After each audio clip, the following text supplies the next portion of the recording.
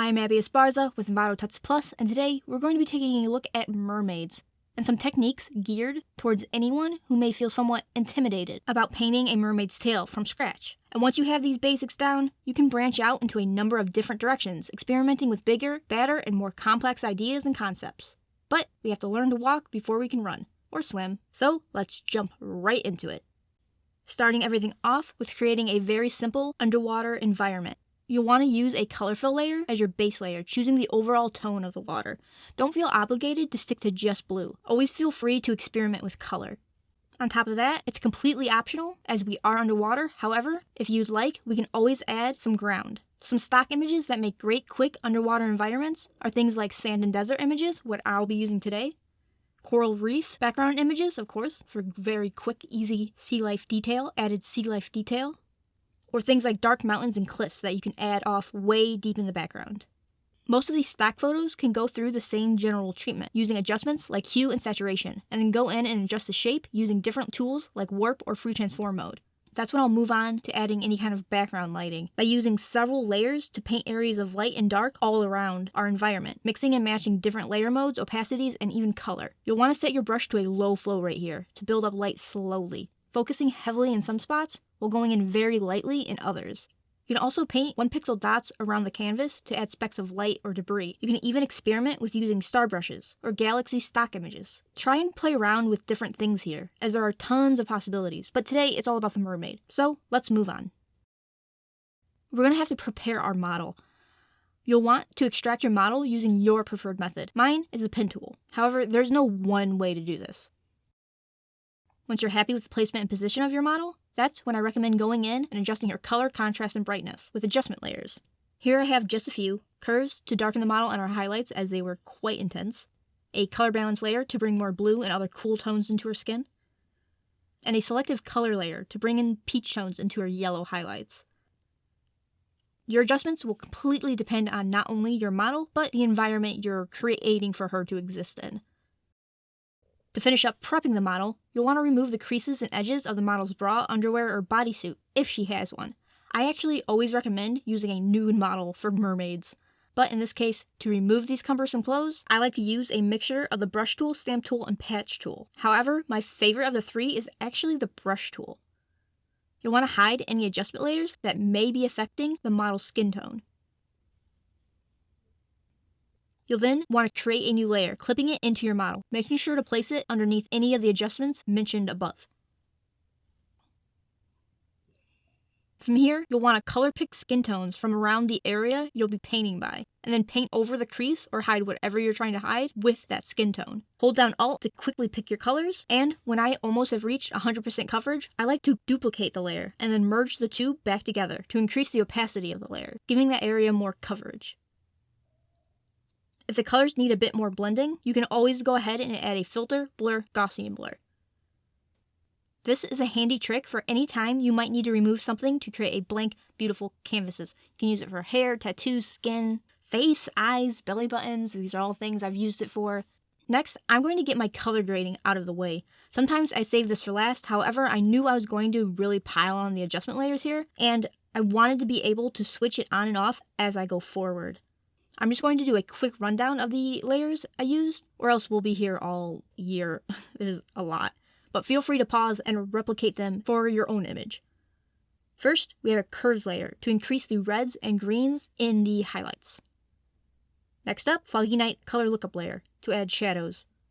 Next, a second Foggy Night color lookup to continue to layer on those shadows. After the Foggy Night layer, we have a slight S-curve just to increase the contrast a tad bit. And then a drop blues color lookup layer to mute my blues. A third Foggy Night layer to continue to mute those blues. And now a selective color layer to bring more blue and magentas into the blacks and neutrals. And last but not least, a second selective color layer to really jack up the blues and cyans. We have 8 in total, and now we can finally move on to the main event, creating your mermaid tail. To start things off, you'll want to sketch out the shape of your tail. This does not have to look clean and tidy. It doesn't even have to look good. It just has to show you the general shape of your tail. I personally like very long serpentine like tails. But you could also do short tails, longer tails, tails that split into even more tails. I've always kind of wanted to do that. There are no rules here. Go nuts. Next, use the pen tool to trace a sketch of your tail, creating a path. Once you have completed your path, right-click, make selection, and then create a solid color adjustment layer.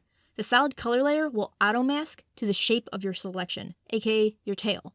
This will be the base of your tail. If you want to have a loop in your tail, as I do here, it's best to split your tail into two different halves. Creating the split right before the two parts would generally overlap, just to kind of help you keep track of things. If needed, you can go ahead and then refine the shape by masking out parts of the tail with a black brush. You'll likely want to do this around the midsection to create a smooth transition from skin to tail. You can also thicken your tail or mask things back in by using white. Getting your tail just right may take a while, but the more time you spend, the better it will be in the end. Now we have a big old block of color, so we need to add some definition to this bad boy.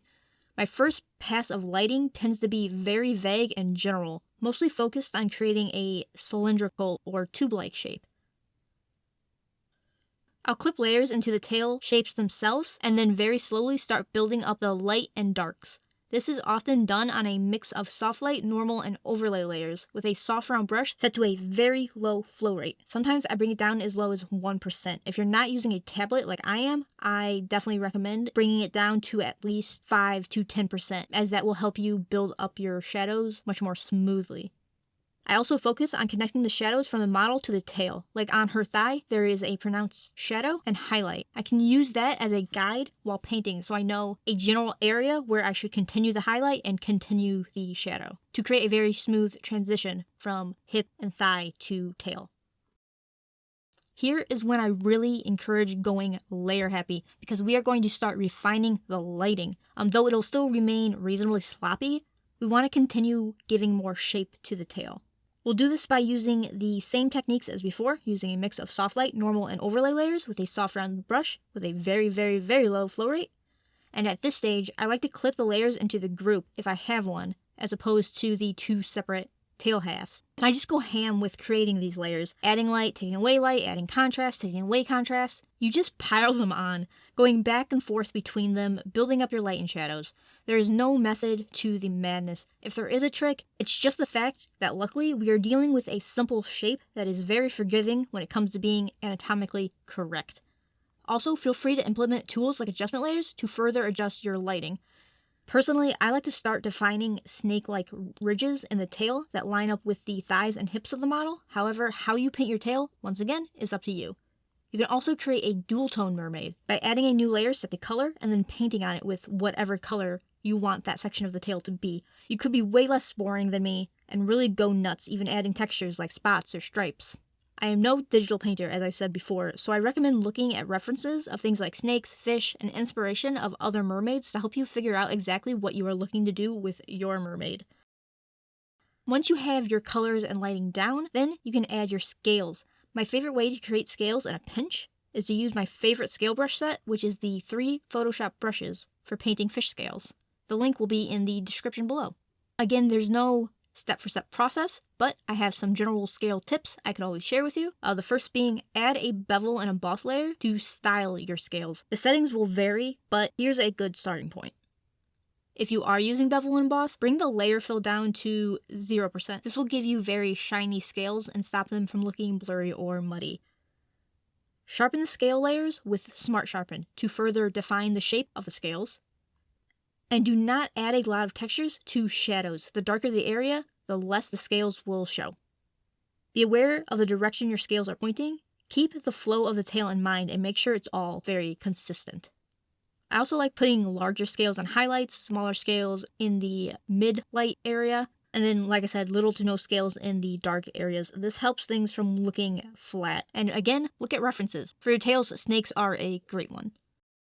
Once you are happy with your scales, make your final adjustments. Increase the highlights where your scales are, deepen the shadows, add more contrast with your adjustment layers, or take it away, whatever your tail might need.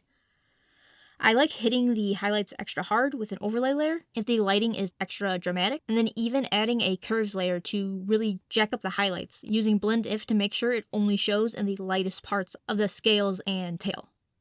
We may want popping highlights, but we don't want the light areas to look blown out, so be very careful of that. And now onto the final touches, where there are tons to choose from. We could add fish, sharks, any kind of sea life, bubbles, flowing hair, or cloth. The list is really endless. However, one thing most mermaids are likely to have in common are fins. There are multiple different methods for making fins. However, today we're going to take a look at my go-to for creating fins when I am short on time, because the best thing about this technique is that there's little to no image extraction needed. You want to find some images of fish with flowing fins on a black background. The black background is critical as we will be setting the fish images to screen. With the layer mode doing most of the work for us, we can then place the fish somewhere along the side of the mermaid's tail.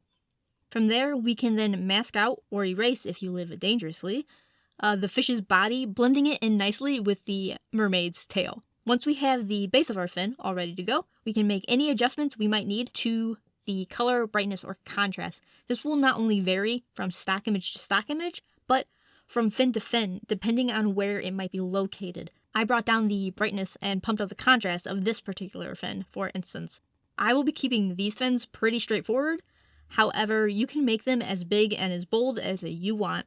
You can layer different fins on top of each other or warp them to give them more length and drama. Again, really just have fun with it, because there are no wrong answers here. You might stumble upon something just really, really cool and interesting. However, you might notice some of the fins are a bit too see-through. You can create a more solid-looking fin by creating a layer underneath the fin and painting in some color. I like using a soft round brush and then playing with different colors and layer modes, finding what gives me what works best for that specific fin. Remember, fins should always be worked on one by one, as they require their own different adjustments depending on where they are placed. And, as I mentioned earlier, there are a lot of final little touches you could finish off your mermaid with. Here, I added a bunch of little bubbles from the Colorful Soap Bubbles graphic pack found on Envato Elements. Bubbles help add a touch of movement and detail to mermaids, so they are definitely a favorite of mine. I also recommend going in and painting in at least a small amount of flowing hair. Hair is another part where you can really go crazy and make it super big and dramatic. I do have a few tutorials on Envato Tuts Plus that can help you out with hair. Just remember, hair floats when choosing your model, when painting hair, when doing your hair adjustments. Mermaids never have to deal with a flat hair day. And really, there we have it, a very classic mermaid. She's like a bowl of vanilla ice cream. Vanilla ice cream is fine, but all the extras you add and put on top makes it even better. Consider all these techniques starting points that I actually look forward to seeing you outgrow and elaborate on more as you keep experimenting and learning. And if you are looking to learn even more, why not check out one of the other wonderful tutorials that Tuts Plus has to offer.